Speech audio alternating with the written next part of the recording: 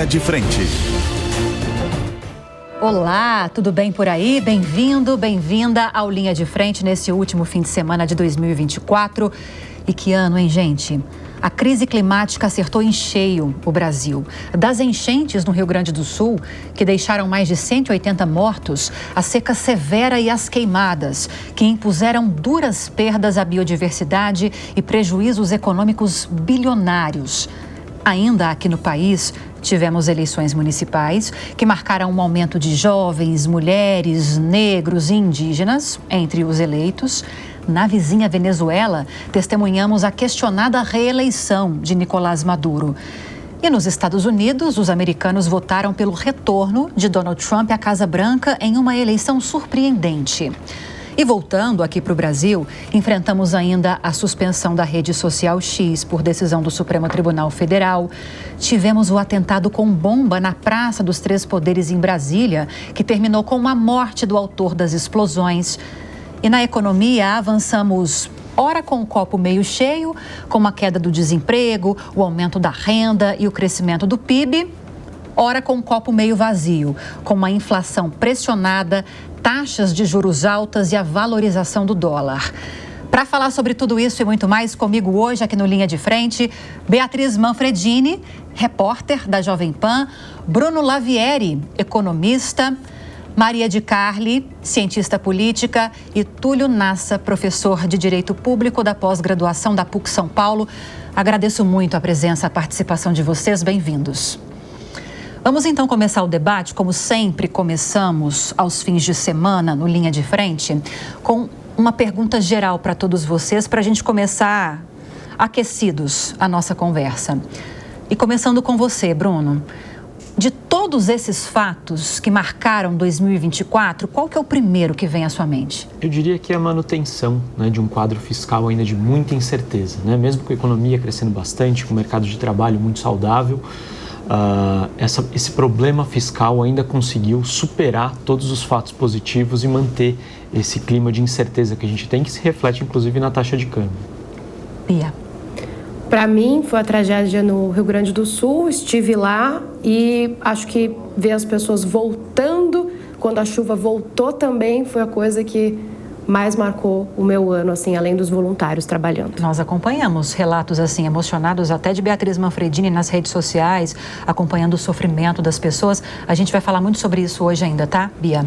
Maria. Olha, como uma boa especialista em política internacional, eu acredito que é a eleição do Trump. O Trump 2 marca, de fato, uma nova lógica no jeito de se fazer relações internacionais, e acho que isso vai gerar um impacto muito grande nas relações entre os países e na economia mundial. Vamos ver as próximas cenas desse capítulo. Túlio? Um ano muito cheio de reviravoltas, mas eu destacaria a politização do judiciário ou a judicialização da política. É uma pergunta para a gente tentar responder ao longo do programa. Bom, gente, vamos então acompanhar alguns desses principais fatos que marcaram o ano.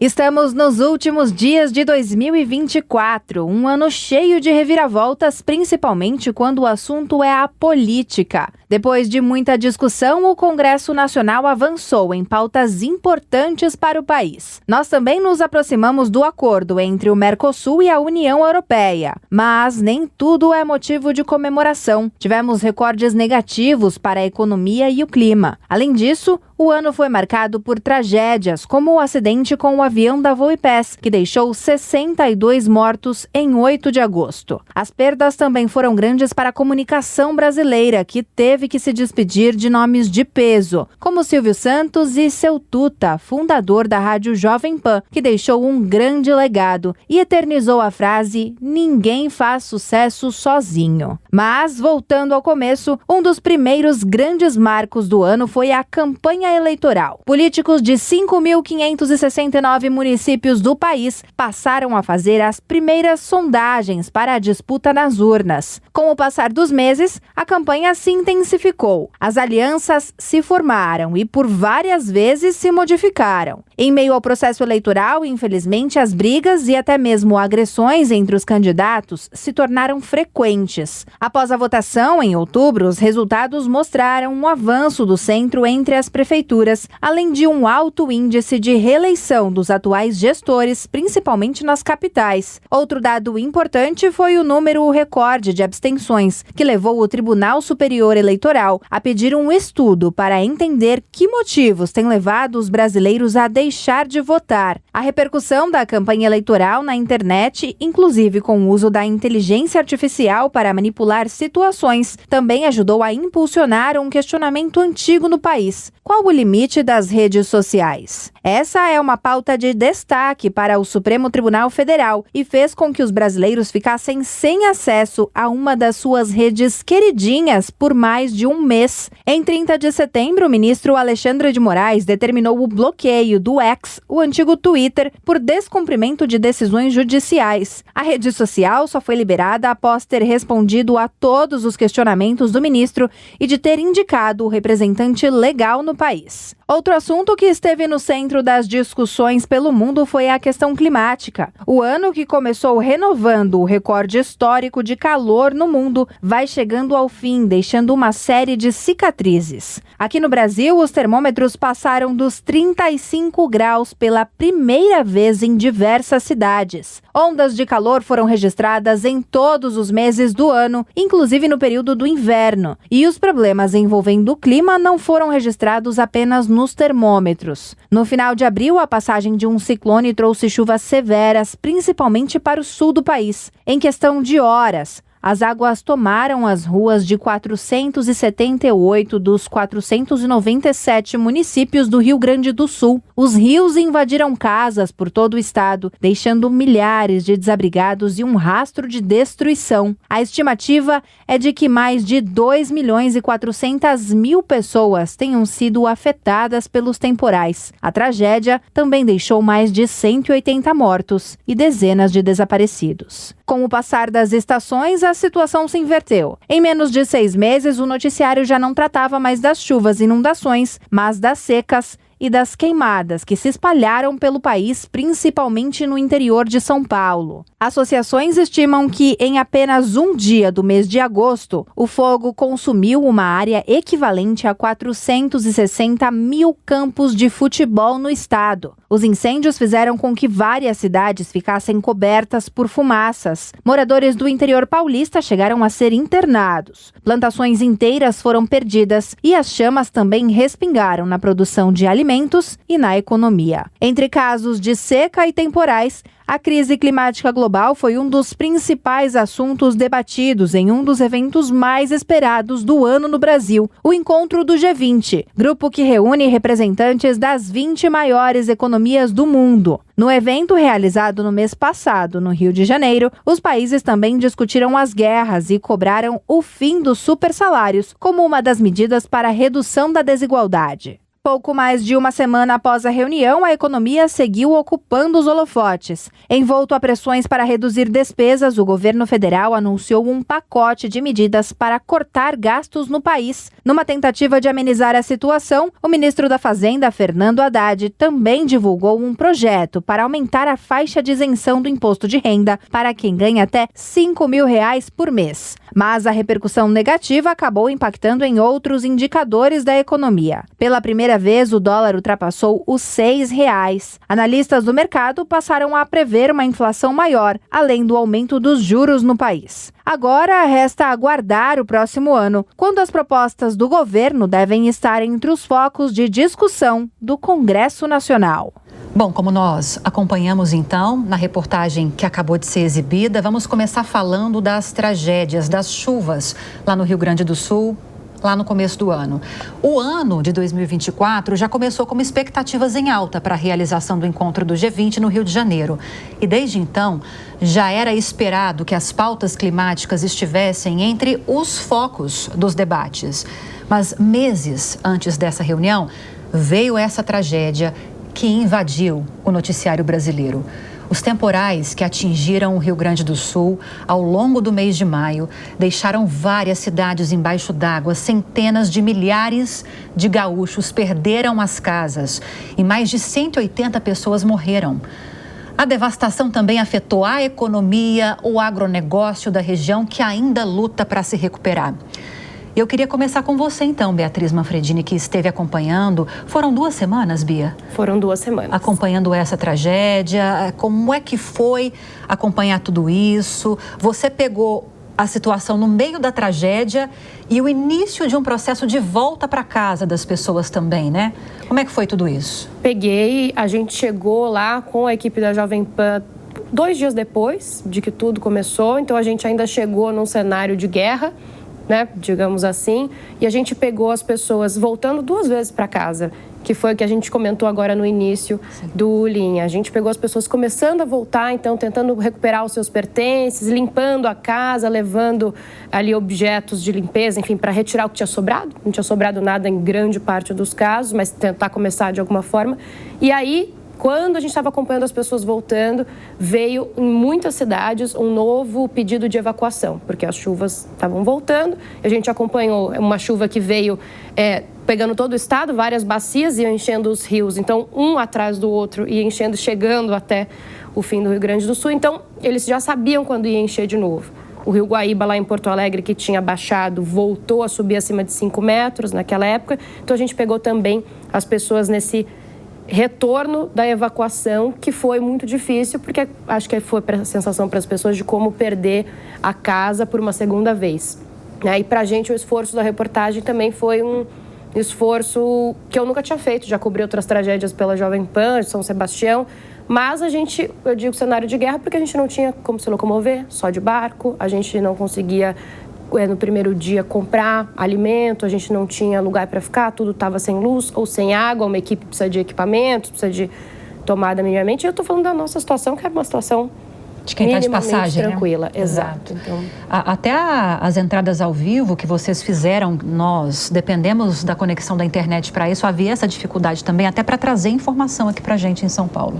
Havia, Lívia, e principalmente nas cidadezinhas. Porto Alegre você ainda conseguia algum sinal, procurava, era difícil. Alguns bairros do centro ficou eu lembro de mais de 6 dias sem luz. A gente não conseguia fazer entrada ao vivo do centro porque não tinha sinal de internet, de celular, que era o que a gente precisava. Mas quando a gente pegava para fazer as cidades, região metropolitana, interior, que a gente fez umas 6 pelo menos, aí era ficar parado naquele fiozinho de internet que conseguia para fazer ao vivo aqui.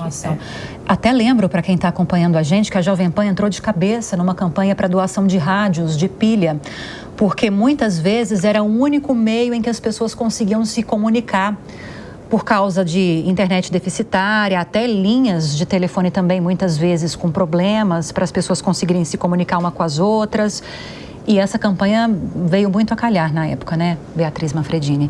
A gente volta a falar sobre isso. Quero seguir agora na abordagem econômica com você, Bruno, porque foram vários levantamentos e ao longo da tragédia esses levantamentos iam sendo revistos um atrás do outro. Segundo o último que vi, não sei se houve outra revisão mais para frente, são quase 100 bilhões de reais em prejuízos.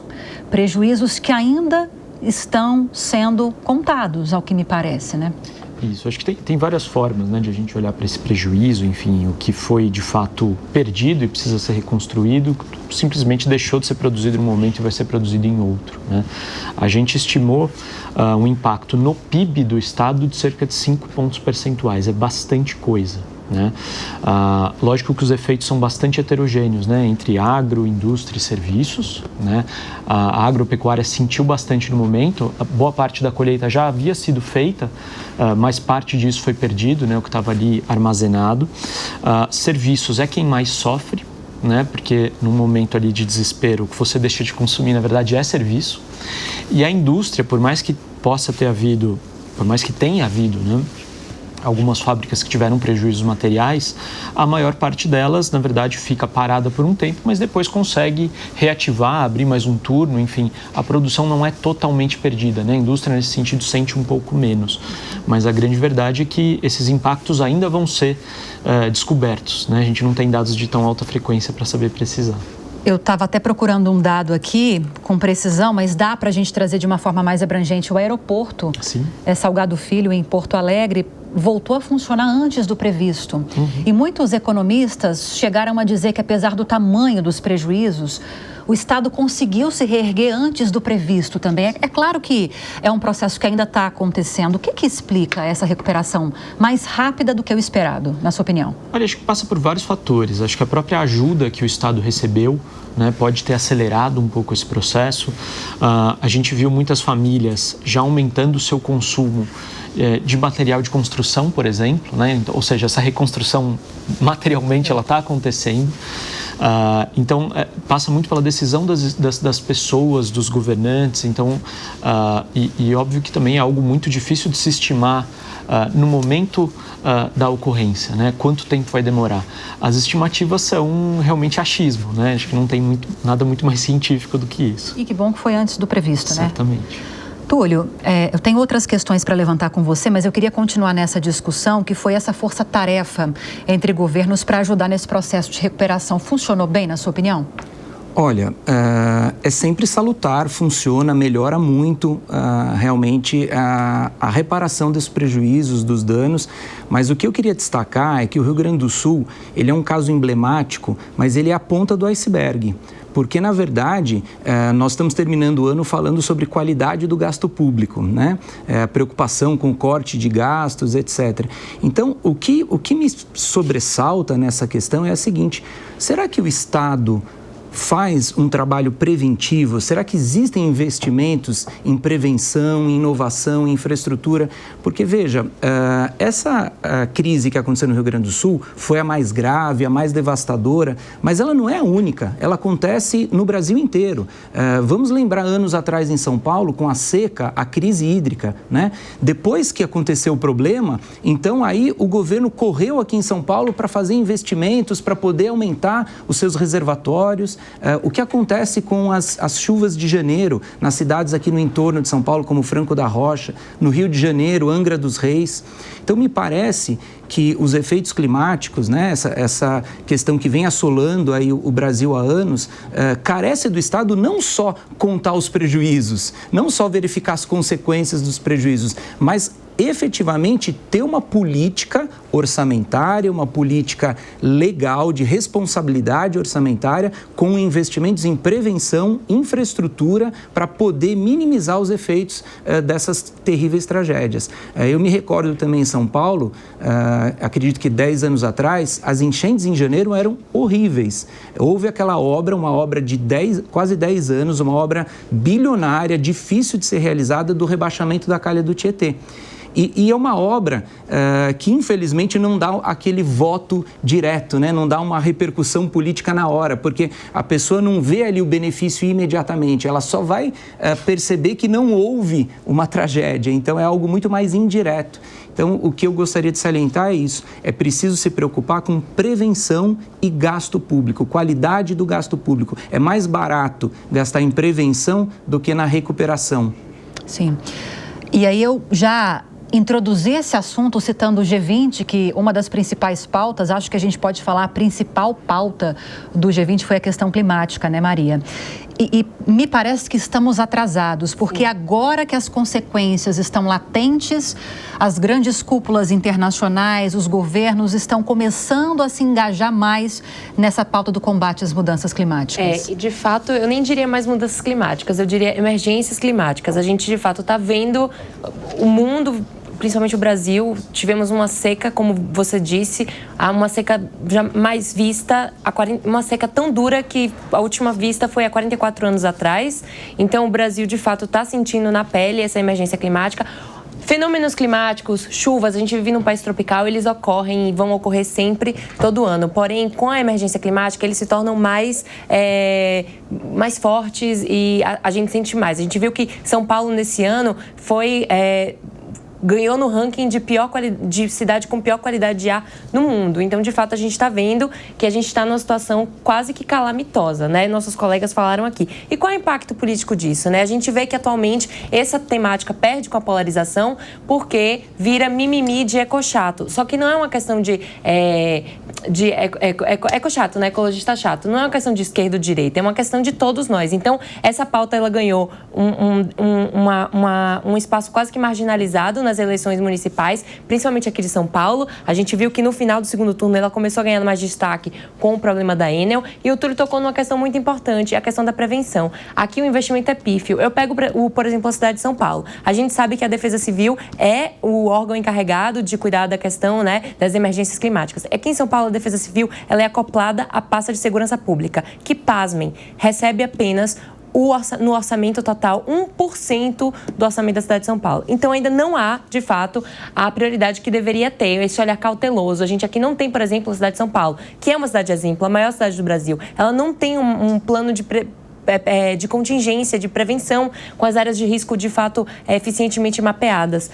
E como você falou, Olivia, está na pauta da economia global, está na pauta dos países, né? O G20, a gente viu a COP acontecendo agora, a COP29 que aconteceu no Azerbaijão, que, assim, os especialistas falaram que foi, assim, um fiasco. Eles não conseguiram atingir os objetivos que eles deveriam atingir. Foi num país que é exportador de petróleo, e a gente vê países como Vanuatu, por exemplo, que vão sumir do mapa por questões das emergências climáticas. Então, ainda há um espaçamento que não é para uma pauta que não tem a prioridade que deveria ter, porque não é eleitoreira, e ainda existe a perda, né, da importância por conta da polarização, como eu falei aqui.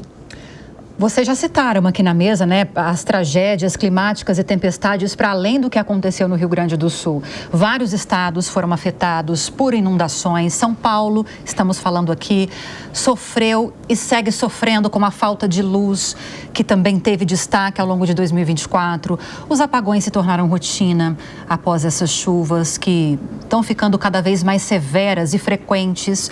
E as críticas contra a Enel nesse contexto só vão aumentando. O Ministério de Minas e Energia ameaçou cassar a concessão da empresa. Vou voltar para você, Beatriz Manfredini, que também teve um esforço de reportagem para acompanhar aqueles pontos da capital, outras cidades aqui também da região que mais sofreram com a falta de energia, né? Com a queda de energia. E queda de energia por mais de uma semana, né? Esse ano grande, mais de uma semana, nós tivemos uma por conta aí de chuvas, mas em menos de um ano do que a gente teve no ano passado. Novembro de 2023 foi a primeira, outubro de 2024 foi a segunda, bem no meio das eleições, o que foi relevante. Eu lembro até de uma pesquisa da Datafolha um pouco antes das eleições que citava que um dos 3 principais problemas e pontos colocados pelo cidadão aqui em São Paulo eram as mudanças climáticas. Eles estão se preocupando com isso, e acho que é porque a gente começou a sentir na pele e começou a sentir com frequência. E aqui em São Paulo, esse problema da Enel e essa ameaça de cassar o contrato de concessão, ele acontece. O que a gente ouviu, o que eu ouvi nos bastidores da Prefeitura de São Paulo e do governo, é que houve uma promessa, inclusive, por parte do pessoal da ANEEL, Agência Nacional de Energia Elétrica, de que esse contrato seria cassado, e ainda não aconteceu, porque é uma coisa um pouco traumática, é algo que está caminhando, mas é algo que agora tem uma pressão muito grande do governador e do prefeito, porque causou muita insatisfação popular. Efetivamente, ainda, né, há muito a ser feito. O que mudou efetivamente de lá para cá, e que não são ameaças nesse sentido de vai cassar o contrato ou não vai, é que agora São Paulo tem ali naquela sede do Smart Sampa, que é um programa de monitoramento da cidade, diversas câmeras que acompanham os caminhões da Enel, onde eles estão, e a Enel colocou o sistema deles lá, então a prefeitura está conseguindo acompanhar onde está faltando luz. Lembrando que não estou falando só da capital, né? A Enel abrange, se eu não me engano, pelo menos outras 18 cidades ao redor, e as pessoas estão clamando, porque aí entra na parte dos prejuízos financeiros também. 7 dias sem luz não é só dificuldade em casa, né? É perder geladeira inteira, é perder aparelhos, não conseguir trabalhar, saúde. Nessa parte, me permitam uma parte. Nessa parte das ameaças de romper o contrato, chega a ser até engraçado. Eu, como professor de Direito, falo que para romper um contrato tem que haver um descumprimento. Então, qual é o problema principal da Enel aqui na cidade de São Paulo? É a infraestrutura. será que está previsto no contrato de concessão as obras de infraestrutura, por exemplo, para colocar os fios e cabos embaixo do solo? Não me parece que tenha isso. Então, essa ameaça de agora, vamos romper o contrato, me parece muito mais uma bravata, porque é preciso verificar a efetiva culpa da Enel. É evidente que deve ter muita culpa da Enel nesse processo, a demora na religação, a manutenção que deve ser mal feita, mas para resolver realmente o problema, o que deveria ser feito? Deveria juridicamente fazer um aditivo contratual e realmente prever no contrato essas obras de infraestrutura. Aliás, a concessão inicial já deveria ter sido pautada nessas obras de infraestrutura, né? Com um equilíbrio econômico-financeiro preservado do contrato, mas, de novo, a gente fala depois que o problema acontece. Depois que o problema acontece, vamos cassar a concessão.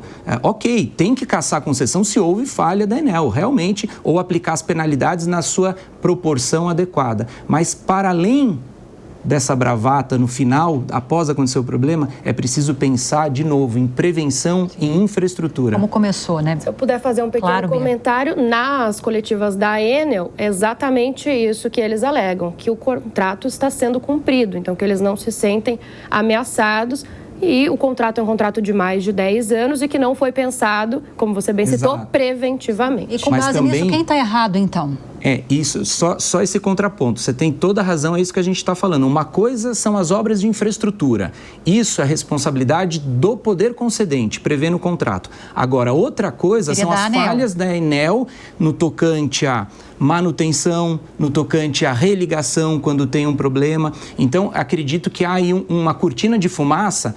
A Enel quer se defender dizendo a culpa é só da infraestrutura. Realmente é uma culpa grande a infraestrutura, uma culpa do governo. Mas a Enel também tem as suas falhas. As falhas na religação, na manutenção. Então, a culpa, Lívia, é dividida. É de todo mundo. Só me permite uma questão também, existe uma problemática de qual empresa vai conseguir, se romper, né, o contrato com a Enel, qual a empresa que vai conseguir dar conta assim em cima da hora? Isso é um dos argumentos que se dizem com a questão do rompimento do contrato com a Enel aqui da Prefeitura. Nenhuma outra empresa tem o aparato e toda a infraestrutura que a Enel tem para conseguir contemplar a cidade de São Paulo. Se me permitem uma parte, tem uma questão muito grave com a Enel e a sua administração. Nos últimos anos, a Enel reduziu um quadro de funcionários nos últimos 5 anos em mais de 50%. Ou seja, teve quase que 50% de redução também nos custos operacionais e um aumento de 19% na demanda da energia. O tempo de atendimento para emergências aumentou em 72% de 2021 a 2024. Ou seja, diminuiu o funcionário, diminuiu o investimento e aumentou as reclamações e as problemáticas. Tem que ver se essa questão também está prevista em contrato. Não pode reduzir? Qual que é o mínimo? São detalhes que precisam ser observados. Exatamente, precisa ser fiscalizado. E pegando um gancho no que a Maria falou, muito bem colocado, mesmo que não seja possível trocar de uma hora para outra o concessionário por conta do princípio da continuidade, e é fato que o serviço não pode parar, né? Não pode ter uma interrupção, mas por que não já lançar uma nova concessão? Lançar uma nova concessão que tenha realmente a previsão dessas obras de infraestrutura necessárias, e aí sim, eu tenho certeza que novos players, novos concessionários vão ter interesse e vão se capacitar para essa nova licitação. E aí a Enel, forçadamente, terá também que se modernizar, que se atualizar a uma nova realidade. A concessão atual expira em 2028. Exato. Há tempo para que isso aconteça. Temos aí 3 anos, pensando que 2024 já terminou. Temos 3 anos pela frente, então assim, há tempo para que isso seja feito e há possibilidade, informações correram nesse sentido, a Bia pode me corrigir, que pode ser que a concessão seja prorrogada, renovada, mesmo diante de todos esses acontecimentos. Foi isso que se falou, né, Bia? Foi, Lívia. São 2 frentes, né? Tem a frente que conversa com o governador e com o prefeito, que, por conta dessas pressões, promete tentar romper o contrato. E tem essa frente de que os indicadores, é isso que eles alegam, os indicadores que medem se a concessão está sendo cumprida no contrato estão dentro da margem esperada, mesmo com o tempo de falha aumentado. Então, são 2 argumentos diferentes. E esses indicadores, por enquanto, estão sendo usados para justificar que o contrato pode continuar e pode até, então, ser prorrogado. Aí agora são pressões políticas. Essa prorrogação que me parece... Porque se o modelo, se não é culpa da Enel, mas o modelo é ruim, por que vai prorrogar o modelo que é ruim? Então renova, faz um outro modelo. Sim. Enquanto isso, um aponta o dedo para o outro, os prejuízos causados à população estão aí latentes, né, Bruno? Sim, o que fica evidente no final das contas é que o contrato talvez não contemple todo o que precisava contemplar. E nesse sentido, o incentivo, a revisão desse contrato tem que partir de fato do governo, né? Enfim, da classe política. É ela que propõe o contrato à concessionária, né? Aos participantes ali de um novo leilão, se for o caso, ou numa renovação. É o governo que tem que trazer esses anseios do público, né, para um novo contrato. E aí rediscutir essa concessão, se vai ser com a mesma empresa, com outra empresa, né? Então, respeitando muito, né, o princípio da continuidade, como o Túlio falou. Do outro lado dessa situação climática estão as queimadas que atingiram o país ao longo do ano. Durante vários dias, o Brasil concentrou 70% dos incêndios da América do Sul. E de acordo com o Ministério do Meio Ambiente, mais de 58% do território do país foi afetado pela seca. De janeiro a outubro, o país teve 275.622 quilômetros quadrados em área queimada. E aí, Maria de Carli, são prejuízos à biodiversidade incalculáveis, alguns que a gente nem vai conseguir recuperar, além dos prejuízos financeiros. De fato, aponto novamente, né, isso a gente sabe, né, a questão das queimadas, elas são, de fato, tem uma grande porcentagem aí provocada pelo humano, pela questão humana, né? Uma prática que a gente tem aqui no nosso país. E também isso se exacerba com a questão da emergência climática que eu disse aqui. Como eu falei na minha fala inicial, o Brasil vivenciou uma das suas piores queimadas nos últimos 40 anos. Queimadas não, secas, perdão. Então, é de fato uma problemática muito grande, porque isso impacta na mesa, gente, no preço dos insumos básicos, dos alimentos.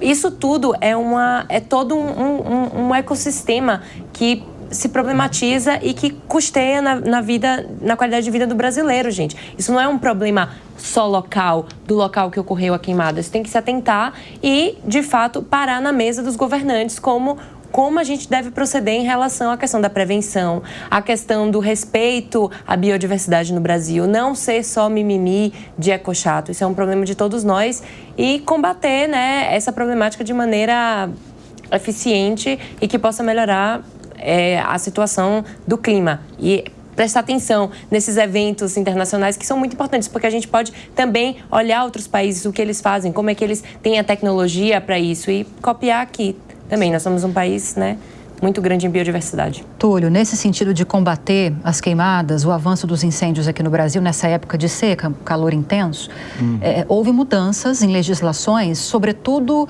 sob a ótica de aumentar, de engrossar as punições para quem coloca fogo nessas áreas.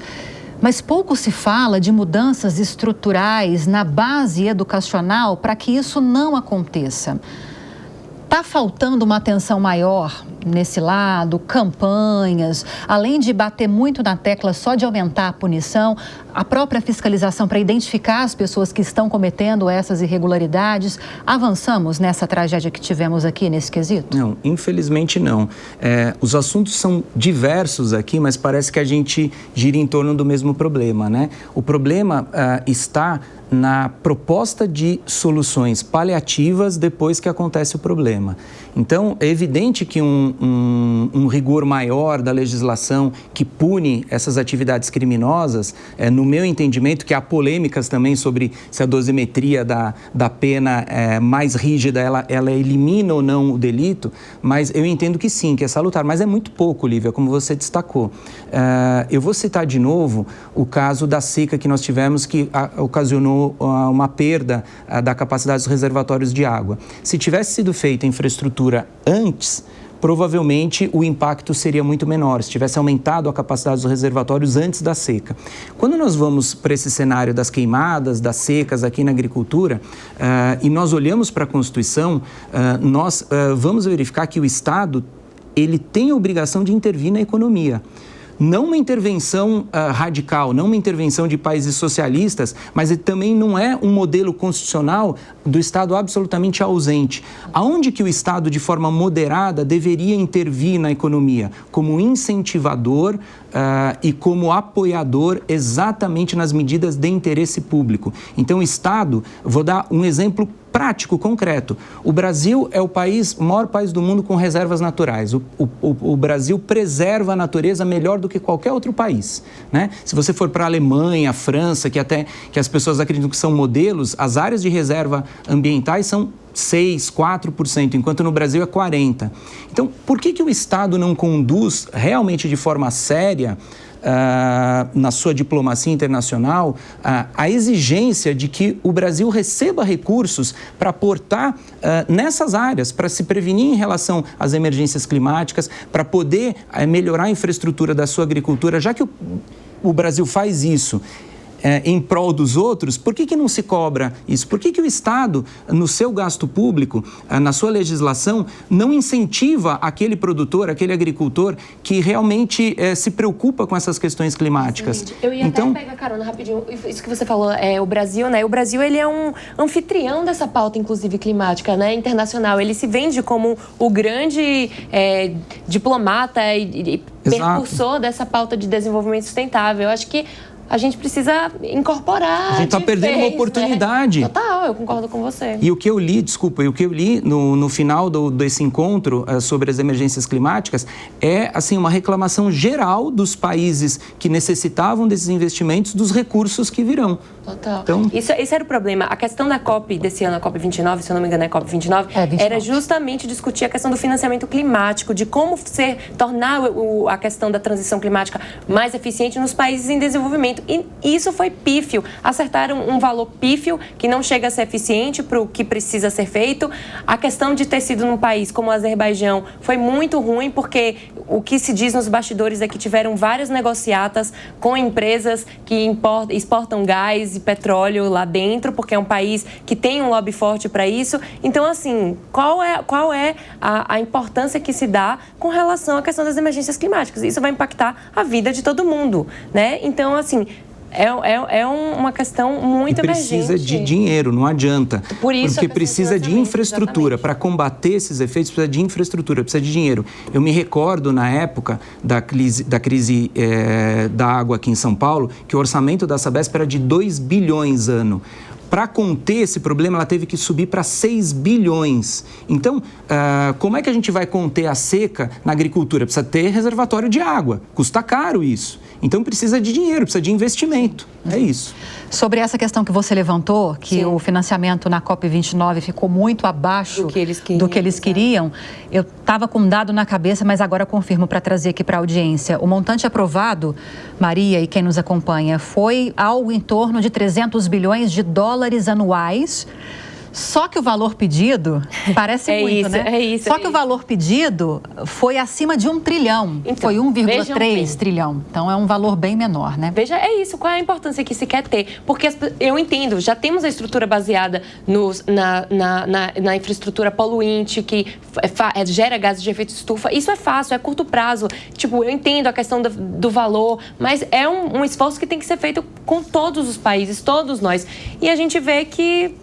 Bom, né? Teremos uma oportunidade aqui no Brasil, em novembro do ano que vem, COP30 em Belém, no Pará. Mas aí é um assunto para um programa da semana que vem, que vai falar das expectativas para 2025. Ouvi falar que não tem nem quarto de hotel, hein? Ixi. Não começa não, Maria? Levantar polêmica aqui. Não começa não. Bom, gente, já que a gente está discutindo aqui financiamento climático, principalmente vindo aí desses países mais ricos, há outras possibilidades que foram discutidas no G20, aqui nesse ano que aconteceu no mês passado, no Rio de Janeiro. Entre os destaques para levantar esses recursos está a cobrança pela taxação dos super ricos. E, além disso, temos também a questão da diminuição da desigualdade no mundo, ou seja, formas de financiamento para combater mudanças climáticas e as desigualdades sociais no mundo. A transição energética também esteve no foco dos debates, além das guerras em Gaza e na Ucrânia.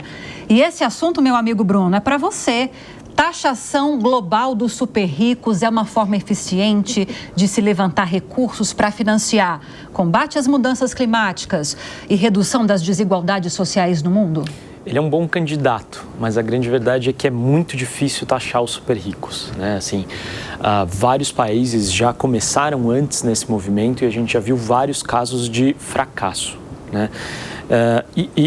E as saídas são várias, né? São múltiplas. Então, desde a pessoa que é super rica e vai receber uma tributação extra, ela pega o seu dinheiro e vai para outro país. Tão simples quanto isso, você arrecadou zero. Na verdade, menos do que você arrecadava antes.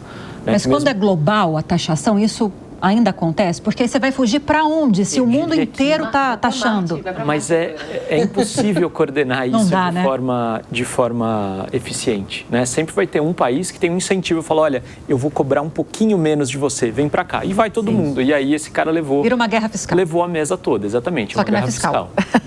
Só não é fiscal. Aconteceu com a França. Exato. A França fez uma política severa de taxação com super ricos e se nós olharmos, infelizmente, a França 15 anos atrás, que era 13º, 14º melhor IDH do mundo, hoje está o 40º. Então... Mas eles retrocederam, viu? Por conta dessa evasão fiscal, eles retrocederam nessa medida de taxação. Eles voltaram atrás. Então, você tem razão. É difícil taxar os... Não sei se essa é a melhor medida, né? Eu acho que em algum grau ela pode ser muito eficiente, tá? A verdade é que no Brasil, os super ricos pagam imposto de renda, né? Imposto sobre renda, numa alíquota muito menor, né? Na prática, do que o resto da população. Então, existe espaço para desequilíbrio do outro lado. Existe um desequilíbrio grande. A questão é que qualquer incremento marginal nessa tributação, nessa alíquota, o incentivo que essa pessoa tem para estudar outra forma de contornar, porque o arcabouço tributário brasileiro é super complexo, aumenta, né? Ou seja, para cada 1 milhão, né, que essa pessoa deixa de receber, ela vai ter, de repente, separar ali 900 mil para pensar como que ela vai reorganizar esse tabuleiro. Então, é por isso que é muito difícil tributar os super ricos. Isso não só no Brasil, no mundo inteiro. Né? Então, assim, pode ter algum pequeno avanço nesse sentido, e é justo que tenha, né? Porque, de fato, a carga tributária do super rico é mais baixa, né? Mas é muito difícil. Temos que ler Tomás Piketty, pessoal. Todos leiam Piketty, porque ele fala dessa taxação global, né? Questão da taxação progressiva e tudo mais. Mas, pegando carona aí que vocês falaram do G20, é importante a gente falar também que teve uma coisa muito bacana, que é a questão da Aliança Global de combate à fome e à pobreza, né? Que o Brasil, os diplomatas brasileiros conseguiram fazer uma excelente negociata para isso. E aí eu chamo a atenção para um modelo interessante de financiamento. Eles chamaram junto o protagonismo dos bancos multilaterais nesse financiamento dessa Aliança Global e o fato de ter, né, eles terem criado um espaço burocrático dentro da FAO, que é a Organização de Combate à Fome da ONU, que tem data de validade com metas claras. Eu espero que isso seja um exemplo para a governança global multilateral se espelhar para, de fato, conseguir trazer políticas eficientes para o mundo todo. Vamos ver como é que se sobressai, né? É interessante também pontuar que eles usaram cases, né? Eles vão usar países que têm cases de sucesso de combate à fome. O Brasil com... Ai, gente, eu esqueci o nome do programa... Enfim, Bolsa Família, tem Bangladesh com a questão do microcrédito. Então, temos aí os super ricos sendo taxados e o combate à fome do outro lado, né, com os mais pobres sendo atendidos. Espero que, enfim... Posso girar essa pauta agora? Vamos falar de eleições municipais que movimentaram 2024 no Brasil inteiro. E nesse ano, os eleitores de 5.569 municípios foram às urnas para definir quem seriam os próximos representantes. Desse total, 51 cidades tiveram segundo turno, entre elas 15 capitais.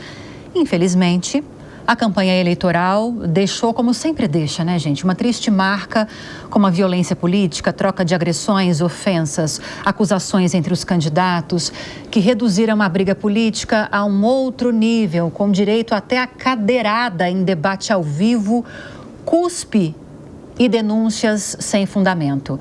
As eleições consolidaram um avanço dos partidos de centro no comando das cidades, com destaque para o PSD, que elegeu prefeitos em 891 municípios, de um total de mais de 5.500. A sigla desbancou o MDB, que ficou em segundo lugar, com 864 cidades. Entre elas, São Paulo, que reelegeu o atual prefeito, Ricardo Nunes, com 59,35% dos votos. Na disputa contra Guilherme Boulos, do PSOL, que ficou com 40,65% dos votos. Quero começar com você, que acompanhou intensamente eleições aqui em São Paulo, Beatriz Manfredini. Como é que foi tudo isso para você? Foi, vamos resumir, a mais louca que eu já vivi. Meu Deus. E olha que você já viveu eleições. E olha que eu já vivi eleições, presidencial de 2022, mas é justamente o que você falou agora na entrada do nosso assunto. A violência foi chocante, acho que não só para mim, para os repórteres, para as pessoas, para os candidatos, para todo mundo, né? Então, foi uma eleição em que a gente saiu do que a gente está acostumado até então, aqui em São Paulo e acho que no Brasil. A gente saiu do decoro aí dos políticos, né? Do modus operandi, como se trata um debate, como se trata uma coletiva de imprensa, como se tratam as pautas. Então, a gente teve a cadeirada, a gente teve soco no meio do debate. Era mais ou menos como ir cobrir uma agenda sem saber o que esperar. Tinha uma tensão quando as agendas dos políticos se encontravam em um mesmo lugar, coisa que normalmente não acontece e que foi um marco bastante diferente do que a gente viveu na pandemia aqui em São Paulo, principalmente. Na pandemia em que a gente tinha Guilherme Boulos também como player e Bruno Covas, aí estou falando de segundo turno, né? O Ricardo Nunes, que venceu agora, era vice do Covas. Eles participaram de uma eleição que ficou conhecida por ser muito respeitosa, por ter ali atitudes cordiais entre os dois. Então, foi um susto que São Paulo não estava muito acostumado a viver, né? E a gente precisa ver as marcas que isso deixa para as próximas eleições. Como é que isso vai ficar a partir de agora? Se a gente teve uma eleição como essa, em que tivemos agressões, foram celebradas algumas vezes na internet, nas redes sociais, como que isso reverbera daqui para frente nos próximos pleitos? É uma preocupação, porque o que a gente vê, né, para dar o exemplo, o que a gente vê ali pode ser replicado nas cidades ou não. Outro ponto que eu queria ver com você é porque havia muita expectativa de uma nacionalização das eleições aqui em São Paulo. Guilherme Boulos do PSOL com Lula, do PT, e Ricardo Nunes do MDB com o PL de Jair Bolsonaro. Não aconteceu.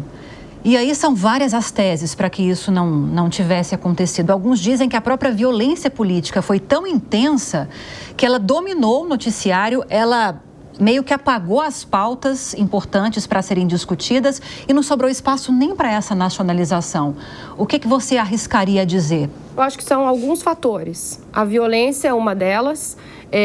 A figura, a entrada do Pablo Marçal como um candidato, que era uma pessoa totalmente de fora da política e que chamou a atenção das pessoas, porque as pessoas estão desacreditadas da política. Quando surge um player, um outsider, né, como a gente chama, uma pessoa de fora, as pessoas falam, poxa, ele pode ser interessante, parece que ele entende, não tá aqueles homens sentados ali na cadeira como todo mundo. Então, a figura do Pablo Marçal, que tem as redes sociais com ele e ganhou muita repercussão, deu uma quebrada nisso, porque até então só se falava no nome de Ricardo Nunes e de Guilherme Boulos. Ele quebrou essa narrativa. Tinha nomes importantes, como da Tabata Amaral, mas não chegavam lá. Então, ele conseguiu quebrar bem essa narrativa e a violência, que ele foi protagonista de muitos casos, acabou chegando nos outros candidatos, como da Atena, como Tabata, que até aí apareceram um pouco, mas apareceram falando da violência. Exatamente. Então, isso foi quebrando. E falando um pouco do Bolsonaro, que estava com o Ricardo Nunes, teoricamente, e do Lula, que estava com o Boulos também, teoricamente, também houve uma quebra na participação deles. O Bolsonaro ficou meio nem lá nem cá, flertou com o Marçal, voltou para o Nunes por conta do Tarcísio, que foi o grande ganhador da eleição, na minha opinião. Então, o Bolsonaro deu uma apagada, não sabia para onde ia, ficou em segundo plano, deixou aí essa eleição, essa vitória para o governador, para o Tarcísio, que pode ser candidato em 2026, essa é outra história. E o presidente Lula, apesar de falar, estou apoiando, apareceu na campanha, em rede nacional, gravou vídeo do lado do Boulos, a presença física em São Paulo ficou muito comprometida. Vários eventos marcados acabaram não acontecendo por muitos fatores, até que ele não tinha controle, avião que deu problema, chuva num dia, enfim, foram várias coisas que acabaram desmarcando compromissos. Então, eu acho que faltou a presença, o corpo a corpo dele na capital, que é um corpo a corpo importante, principalmente na periferia, que era com quem Boulos deveria conversar mais, mas não conseguiu conversar.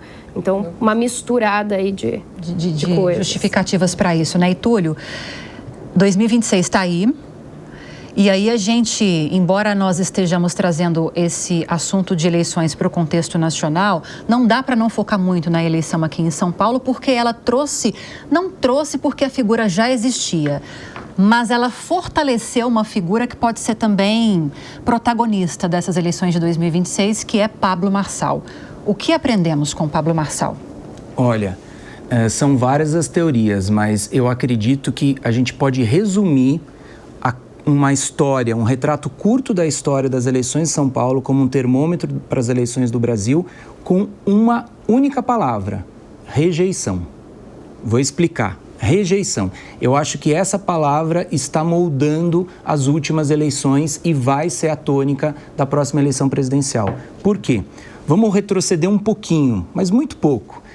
João Dória concorre à Prefeitura de São Paulo dizendo: não sou político, sou administrador. Esse era o slogan dele.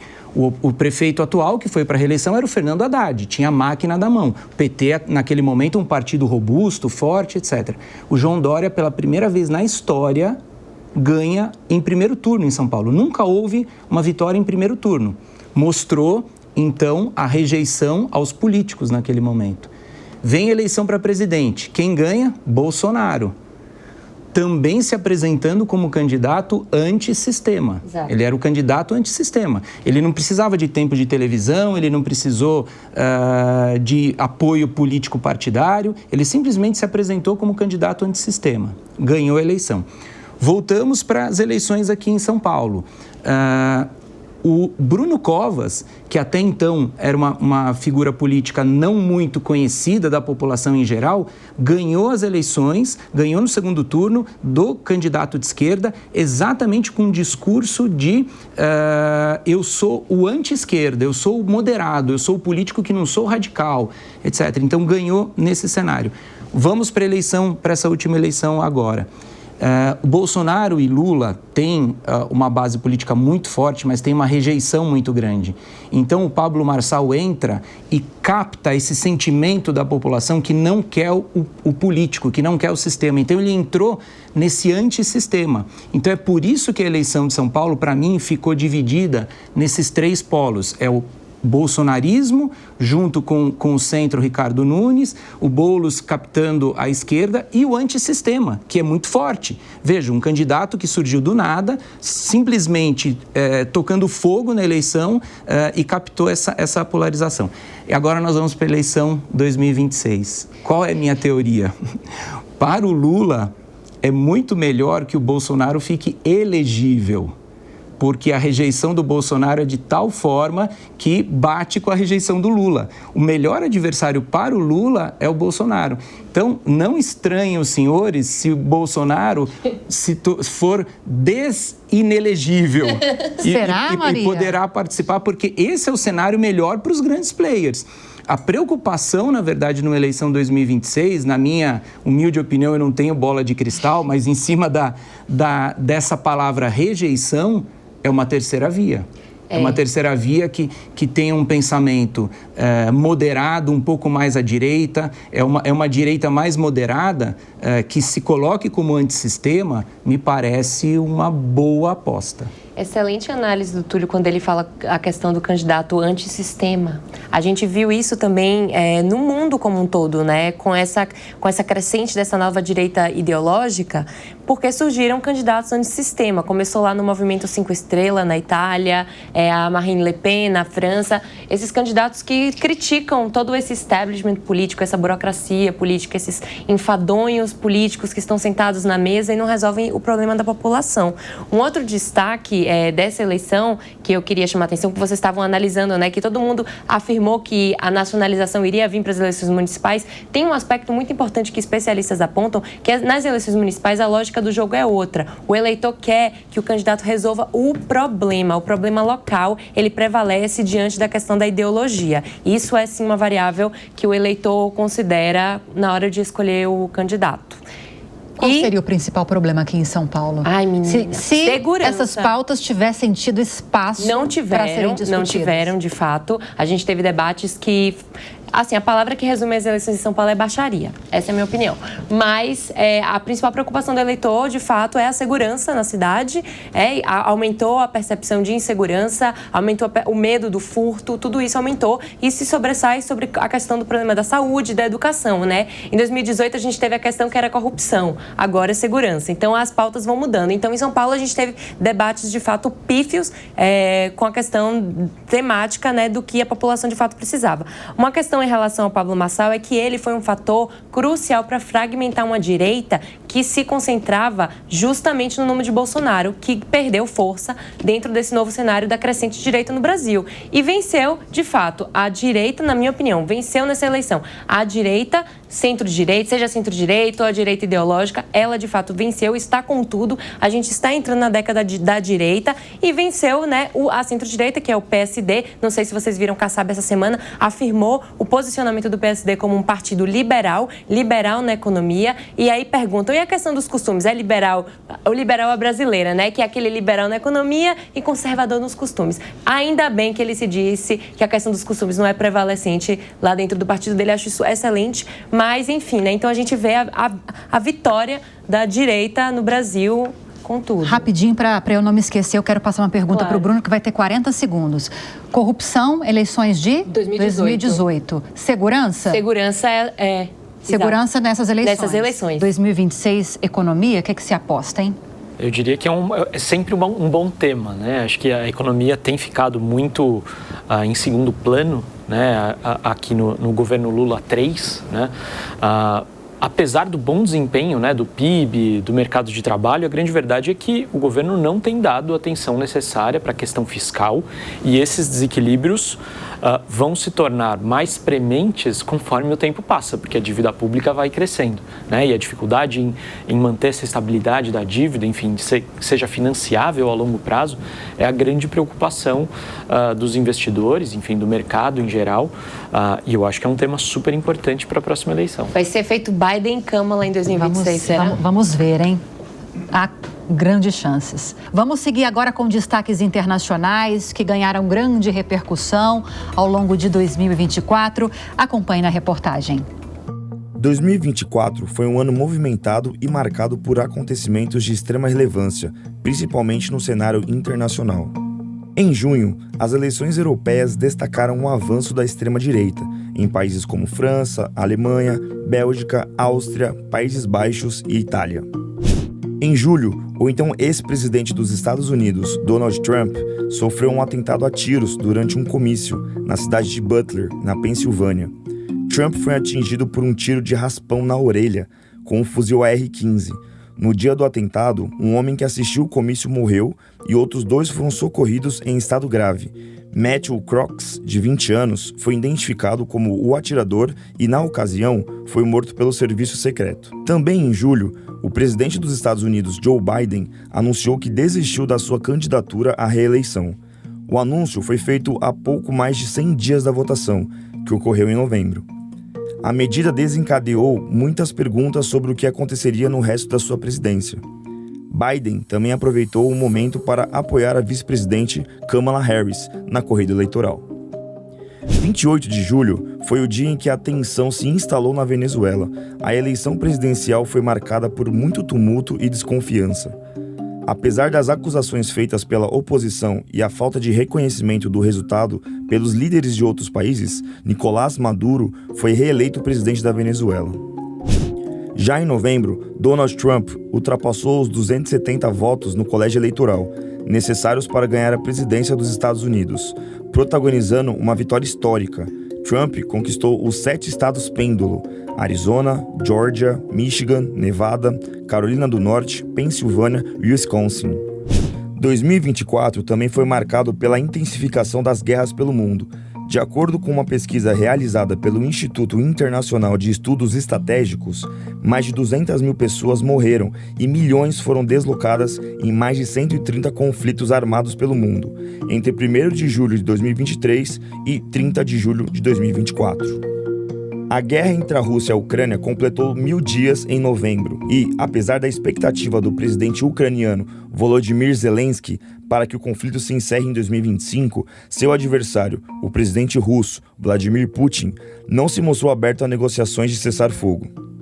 No Oriente Médio, a escalada da guerra deixou centenas de mortos e deu início ao chamado Círculo de Fogo. Com o conflito aberto contra o Irã, Israel agora enfrenta o Hamas na faixa de Gaza, o Hezbollah no sul do Líbano, o governo e milícias na Síria, que passaram também por conflitos internos, com a queda do ditador Bashar al-Assad. Rebeldes Houthis que controlam boa parte do Iêmen. Grupos paramilitares xiitas no Iraque e militantes de vários grupos na Cisjordânia. Para 2025, são mínimos os indícios de acordo para cessar fogo, capazes de colocar fim aos conflitos que fazem cada vez mais vítimas.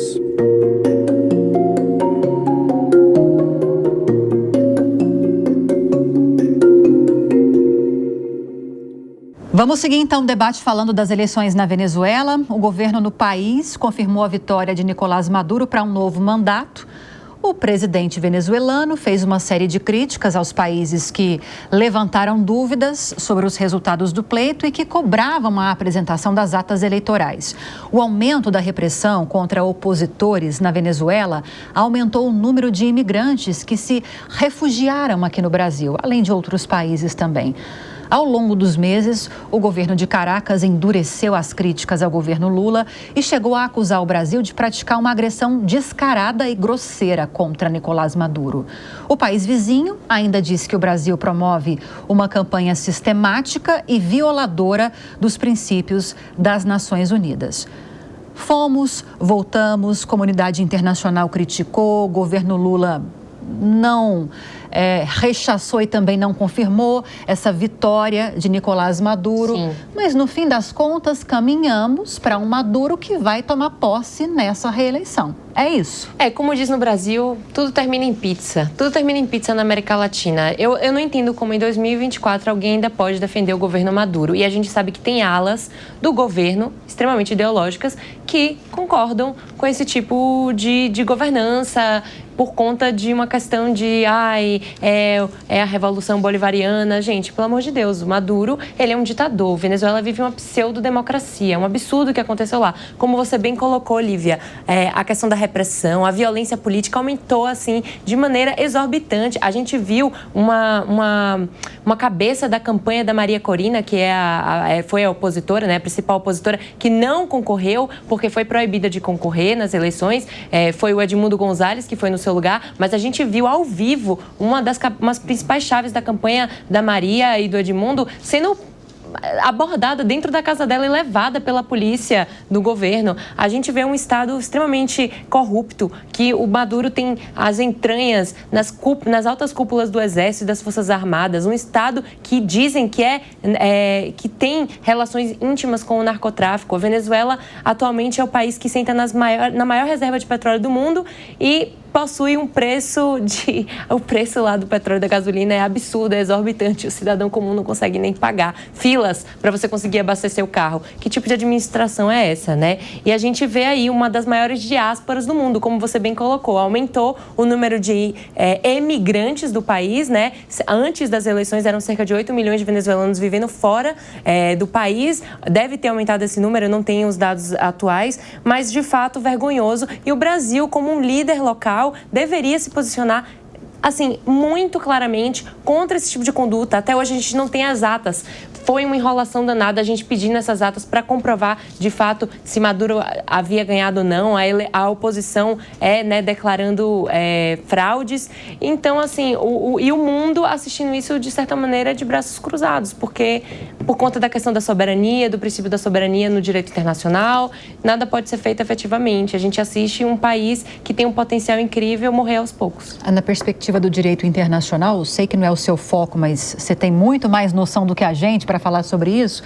É isso que a Maria falou? Não há muitas possibilidades para brecar o avanço de um regime como esse na Venezuela? Haveria possibilidade, sim. Eu acredito que isso mostra um fracasso retumbante da diplomacia mundial, dos órgãos internacionais, não só na Venezuela, como em vários outros países, Israel, Ucrânia.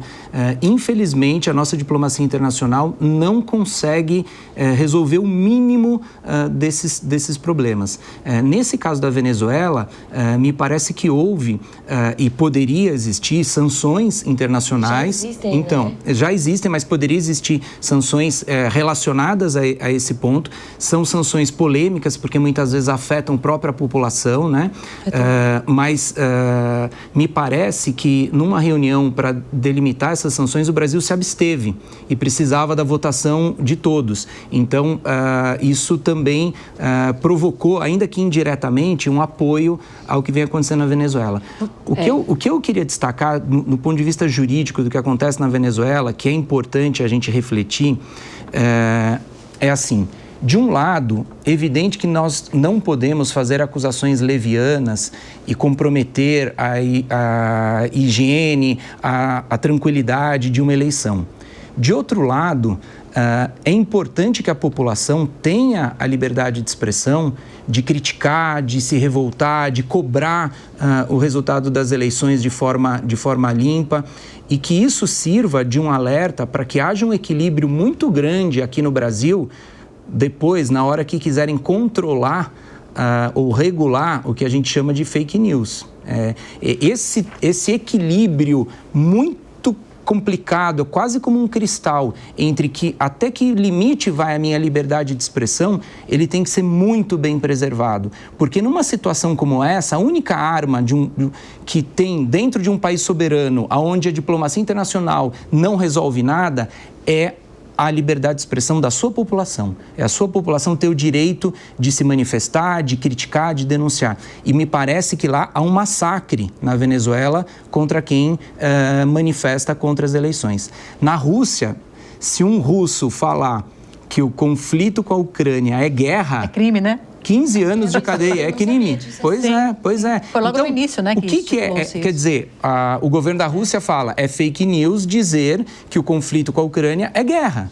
Então, até que ponto isso deve ser objeto de preocupação, o que está acontecendo na Venezuela, aqui no Brasil e em outros países, né? É sempre importante a gente controlar, a população controlar o governo, ou o judiciário, naquela escalada de dizer, olha, só podem falar aquilo que o governo determina que deve ser falado. Sim. Eu só queria acrescentar o que o Túlio falou, bem colocado, a questão das sanções, que prejudica principalmente a população. No início do ano, teve o Acordo de Barbados, que foi um tratado que foi feito porque a Venezuela ia se comprometer com eleições transparentes e mais limpa, e não foi o que ocorreu. Então, diante desse acordo, os Estados Unidos elevou algumas sanções no país, aliviou, né, a questão, mas, de fato, se mostra um regime, esse regime das sanções, ineficiente, porque, aparentemente, esses ditadores, eles dão risada do que acontece com a governança global. É nesse ponto que eu quero te ouvir, Bruno. Eu estou com um levantamento aqui de um instituto de pesquisa americano, levantamento que foi publicado na época das eleições, no meio do ano, pela revista Exame. Tem muitos números, mas eu quero destacar 2 percentuais aqui. 27% da população quer sair do país, por razões óbvias, a gente está discutindo aqui, e 68%, na ocasião, pode ser que tenha piorado, tem dificuldade em comprar comida. Então, é uma parte muito significativa da população que está na linha da pobreza ou abaixo da linha da pobreza. Essa questão que a Maria levantou de que alguns ou um dos mecanismos internacionais para tentar frear o avanço dessa ditadura seria a aplicação de sanções, não tem se mostrado até então eficiente para resolver a vida da população, pelo menos. E parece não afetar tanto as lideranças políticas. Será que eles estão rindo, como disse agora, Maria? Na perspectiva econômica, eu queria uma análise de tudo isso. É que, no fim das contas, a população está sendo reprimida, né, na sua opinião, enfim, a própria pesquisa, né, enfim, quantos % da população querem sair, né, e quantos % já saiu.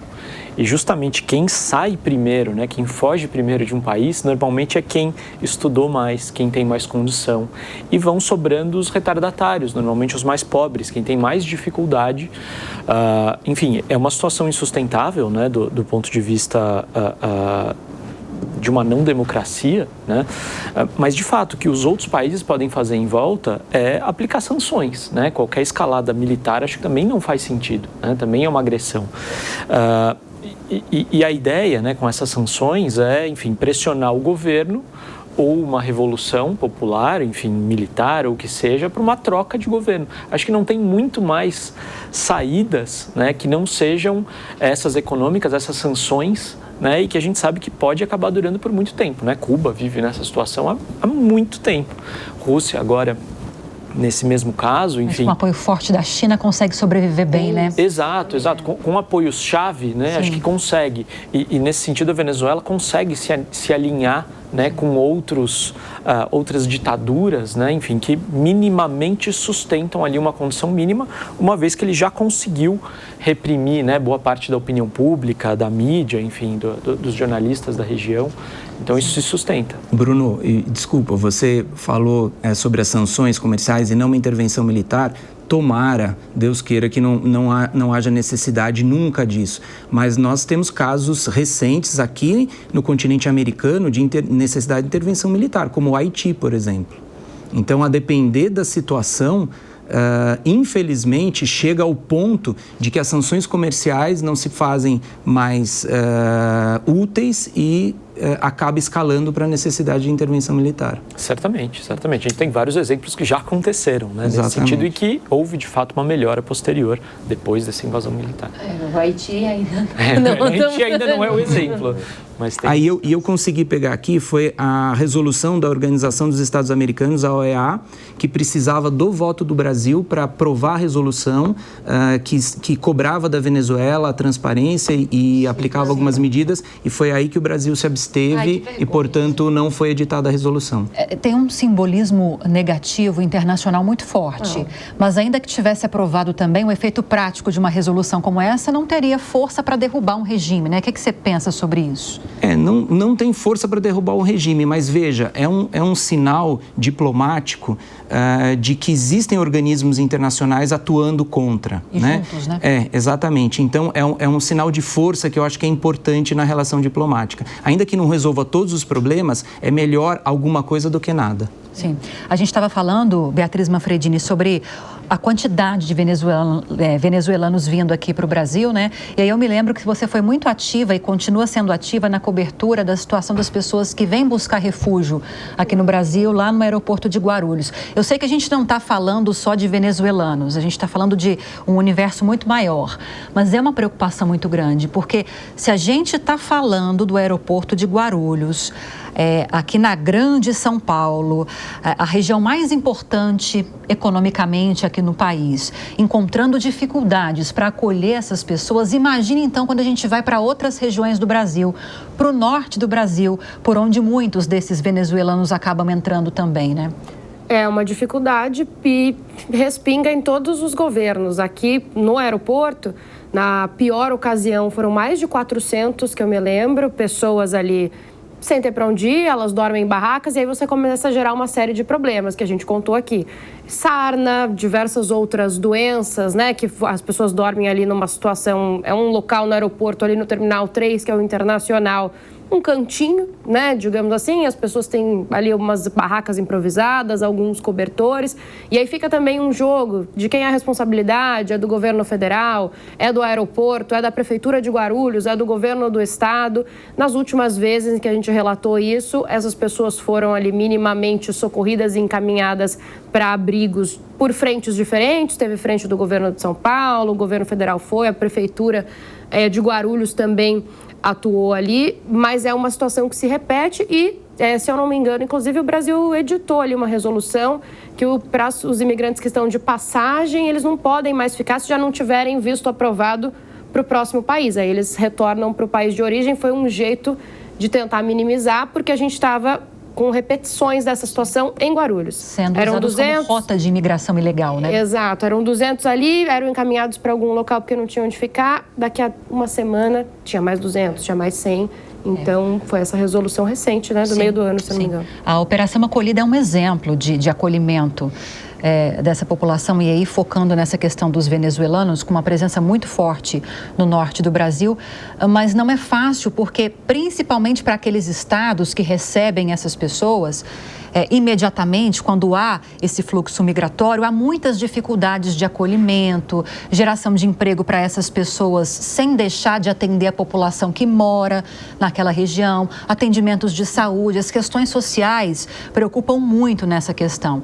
Então, ainda embora tenhamos bons exemplos aqui no Brasil, uma dificuldade para que esses gestores acolham essas pessoas que vêm aqui para o Brasil em número muito elevado. A gente está quase acabando o programa, não dá para deixar de falar de eleições americanas. 2024 também confirmou o retorno de Donald Trump à Casa Branca. O republicano venceu a rival democrata Kamala Harris com um total de 312 delegados contra 226.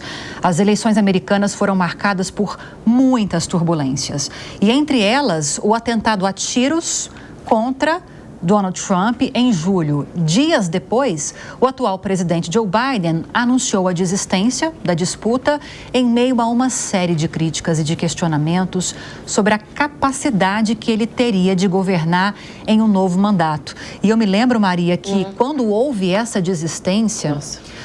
Isso inflou, no sentido positivo, os democratas e muita gente passou a apostar até os 43, vamos colocar assim, no segundo tempo, na vitória de Kamala Harris. Foi uma eleição surpreendente em todos os sentidos. Foi uma eleição extremamente surpreendente. Eu fui uma dessas pessoas que apostou na vitória da Kamala Harris. E porque realmente, assim, até o último minuto, como você falou, as próprias casas de aposta, elas se intercalavam. Trump, Kamala, Kamala, Trump. E as próprias pesquisas, né, apontavam a Kamala como vitoriosa, uma loucura. E, de fato, as urnas, né, a gente diz urnas lá, não são urnas. São urnas. São urnas, não eletrônicas. Não eletrônicas, de fato. Elas comprovaram que, para mim, foi uma vitória extremamente... de extremo sucesso que o Trump teve. Desde 2004, a gente não via um candidato republicano vencer o voto popular e também os colégios eleitorais, né? Porque, para quem não sabe, né, nos Estados Unidos não é a maioria de eleitores em números majoritários que vence, sim quem leva os principais colégios, os colégios eleitorais. Então, você tem que ter 270 colégios para ser o vencedor da campanha das eleições. Então, a gente estava lá. Quem vai ser o grande vencedor dentro dos estados pêndulos, que são os estados que definem o jogo eleitoral? E como você disse, quando os democratas apontaram Kamala Harris vai ser a candidata dos democratas, houve um boom, assim, né? Aquela questão de chamar ela de brat, que é a mulher legal, cool, independente, o disparo da Taylor Swift declarando apoio a Kamala Harris, várias celebridades, né? Mas, infelizmente, a Kamala não soube perfurar a bolha do eleitorado dela. Eu acho que esse foi o grande erro. Ela se cercou de celebridades, mas que só conversam com um lado do eleitorado que já é convencido de que vão votar nos democratas, né? A gente viu que o grande vencedor dessas eleições, como vocês falaram aqui, foi a economia. Is the economy stupid? Como diria um assessor lá do Clinton, que agora eu esqueci, me perdoem, que falava que a economia é o principal órgão sensível do ser humano. Então, a economia e a imigração foi o que prevaleceu dentro dessas eleições norte-americanas e Trump era o cara que levava isso como carro-chefe. Em pesquisas, os estadunidenses reconhecem o Trump como o melhor administrador da economia. E, de fato, quando ele saiu, os preços estavam mais baixos. Você veja que de 2020 para cá, o valor do leite nos Estados Unidos dobrou. Então, isso é um fato. A sensação econômica no país, o aumento dos preços nos insumos básicos, na moradia, cresceu muito. Então, essa qualidade de vida impactou, a sensação de piora de qualidade de vida impactou muito o americano que preferiu, no caso, o Trump. E a Kamala ficou muito na tecla do direito da mulher, que eu acho incrível, né? A questão dos direitos reprodutivos e tudo mais, mas ela não soube perfurar a bolha. E é importante demais um candidato saber que tem que falar para todos. Bruno, agora se todas as ameaças na área da economia de Trump se concretizarem no ano que vem, meu Deus, sobretudo em relação à sobretaxação de importados, qual vai ser o impacto? O que você espera de impacto na escala global na economia com essa eleição de Donald Trump? Eu não perderia tanto o sono com o discurso de campanha, né? Acho que o discurso de campanha é algo que a gente já conhece do Trump. Trump já foi presidente, ele falou isso já uma vez, falou praticamente a mesma coisa, né? Então, enfim, fechar para o comércio, aumentar tarifas, romper laços comerciais, e a gente sabe que isso não acontece nem no grau, nem na intensidade que se imaginava, né? No final das contas, a gente chega, eu não vou nem dizer meio termo, porque é muito antes do meio termo, né? É algo bem mais brando, no final das contas, do que ele deve conseguir, né? Ainda que, neste caso, né, neste novo mandato que ele vai ter, ele tem o apoio, né, da Câmara e do Senado, coisa que ele não tinha no primeiro mandato, deve ser algo muito sutil, né? A direção, eu acho que ele está desenhando, de fato, de maior fechamento ao comércio, né? De alguns estímulos fiscais de um lado, de alguma retirada de estímulo de outro, mas acho que a gente tem que olhar para isso mais como direcionamento e menos como intensidade. O Brasil, nesse sentido, deve ser muito pouco afetado, né? A gente não tem grande dependência dos Estados Unidos nas nossas relações comerciais, e o Brasil também não é um país tão aberto ao comércio, né? Tão vulnerável ao comércio internacional. Então, eu diria que muda pouco a médio e longo prazo. O que a gente sente mais a curto prazo é a questão na taxa de câmbio, né? Porque no final das contas a eleição do Trump valorizou o dólar contra todas as moedas, e o Brasil ali no meio, né? O real no meio. Então, enfim, é isso que a gente sente mais a curto prazo. Mas a médio e longo eu não perderia tanto sono. É engraçado, eu estava analisando... Maria, mas pode falar. Não, rapidinho. eu estava analisando o comportamento do voto feminino e demográfico dessas eleições. E, de fato, a Câmara triunfou com as mulheres e o Trump com os homens, mas o grande X da questão foi o Trump triunfar com os latinos e as mulheres brancas. Sim. Então, é engraçado a gente ver toda essa questão, né? Porque o latino, ele fala, né? Isso quando eu falo latinos, eles já são cidadãos norte-americanos, não são os latinos recém-chegados. Então, é importante fazer essa distinção demográfica aí. Boa, desculpa, ver que está caminhando para o fim. Eu quero ouvir o Túlio também sobre os impactos e como você acompanhou eleições americanas aqui no Brasil. Olha, o que a Maria falou realmente resume bem os fatores que puderam levar o Trump a ganhar a eleição. Mas acho que faltou lembrar de um detalhe que é importantíssimo. O atentado. O atentado que o Trump sofreu, e ele sai do atentado com uma postura de herói. Foi um ato de heroísmo ali, né? De punho cerrado, mão para cima. Né? E soma ao fato da promessa dele também de resolver o conflito na Ucrânia. Ou a guerra na Ucrânia, que eu posso falar, ainda bem. A guerra na Ucrânia. Não vai ser preso. A guerra na Ucrânia. Você está livre, pode falar. Então, eu acho que essa dose de heroísmo no final da campanha dele também deve ter sido um fator importante, e vão cobrar. Sobre as medidas protecionistas que ele anuncia, eu estou muito na linha do Bruno também. Eu acredito que isso é um discurso eleitoreiro, é um discurso forte, é um discurso que apela para o nacionalismo, para a direita americana, funciona muito bem. Agora, na prática, para fazer isso, porque os Estados Unidos, a depender da dose dessas medidas protecionistas, ele pode se prejudicar, né? Porque ele depende dessas relações internacionais. Então, é preciso dosar isso com muito equilíbrio. Eu não acredito que ele vá passar como um rolo compressor essas medidas protecionistas abaixo do ministro da Fazenda dele, do ministro das Relações Exteriores, com a relação com os demais países. Pode ser que alguma coisa aconteça aí para conter o avanço do mercado da China, né? Então, alguma coisa deve estar prejudicando os Estados Unidos, e nesse contexto eu acredito que as medidas podem ser calibradas. Mas não vejo, estou na linha do Bruno, eu vejo mais uma bravatas do que... É a cara do Trump. Gente, para fechar o programa de hoje, não dá para a gente não falar do bloqueio do X aqui no Brasil. Nesse ano, os brasileiros ficaram por um tempo sem uma das principais redes sociais, o X, o antigo Twitter, que foi bloqueado a pedido do ministro Alexandre de Moraes do STF. E essa determinação foi feita após a empresa descumprir determinações reiteradamente da Suprema Corte. O X só foi liberado depois de indicar representantes legais no país e responder a questionamentos do ministro e atender também essas demandas judiciais. E aí, Bia, nós como jornalistas, o X sempre foi uma fonte de informação, o Twitter e agora X, muito importante. Eu sei que você, embora muito jovem, é uma jornalista raiz, que vai atrás da fonte, está o tempo todo em contato com as suas fontes no celular. Mas que fez uma falta, hein, para nós, essa suspensão. Você não sentiu isso, não? Eu senti falta em tudo. Claro que aqui a gente faz a cobertura mais focada em São Paulo, no meu caso. A gente usava como ferramenta para ver as atualizações do Corpo de Bombeiros, por exemplo, que não usam mais. Hoje mesmo comentei sobre isso. O Twitter do Corpo de Bombeiros morreu, passou para o WhatsApp. Com fontes, no caso da Enel, por exemplo, que a gente também citou aqui no programa, quando eu queria muito procurar pessoas ainda sem luz, depois de muitos dias, nem sempre só o carro rodando pela cidade funciona, a cidade é muito grande.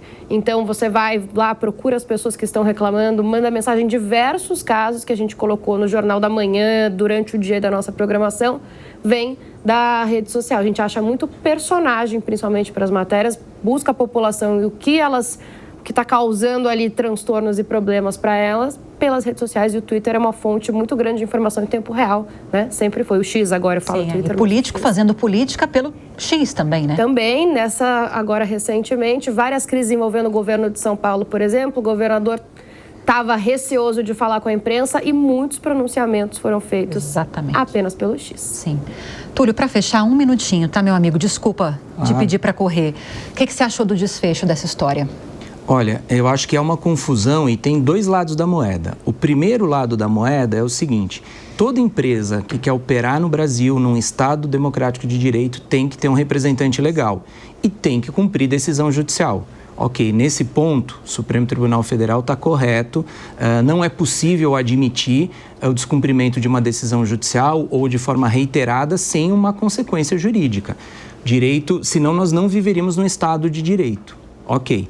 Outra coisa, para além disso, é a discussão do controle do que é realmente liberdade de expressão nas redes sociais, quer seja no X ou em outras redes sociais. Isso é uma discussão muito preocupante, é uma discussão muito delicada. A nossa Constituição prevê uma prevalência da liberdade de expressão. Óbvio que quando há o cometimento de crime, quando se ultrapassa essa liberdade de expressão, ela deve sofrer uma consequência jurídica. Mas a regra, o peso maior é da liberdade e não da censura. Então, aquilo que é objeto de censura, primeiro que não deveria ser prévia e depois tem que ser muito bem tratada. É um cristal muito fino, muito delicado. Então, volto a dizer, hoje chega ao ponto de que na Rússia, se uma pessoa fala que é guerra, o conflito com a Ucrânia, ela comete uma fake news e tem 15 anos de prisão. Então, essa regulação e o que a gente vê hoje, por exemplo, no projeto de lei, onde haverá um comitê gestor, projeto de lei que ainda não virou lei, mas tem um comitê gestor que vai classificar o que é desinformação, o que é informação falsa. Então, e esse comitê gestor será nomeado pelo Executivo. Então, percebe, sem um contraditório, sem um devido processo legal.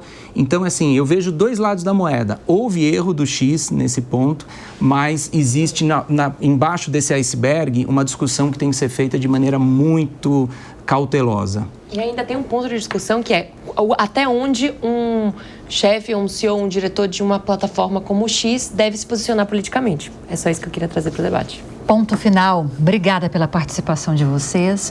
Muito obrigada pela audiência e pela companhia, você que nos acompanhou ao longo do programa. E até a próxima. A opinião dos nossos comentaristas não reflete necessariamente a opinião do Grupo Jovem Pan de Comunicação. Realização Jovem Pan News.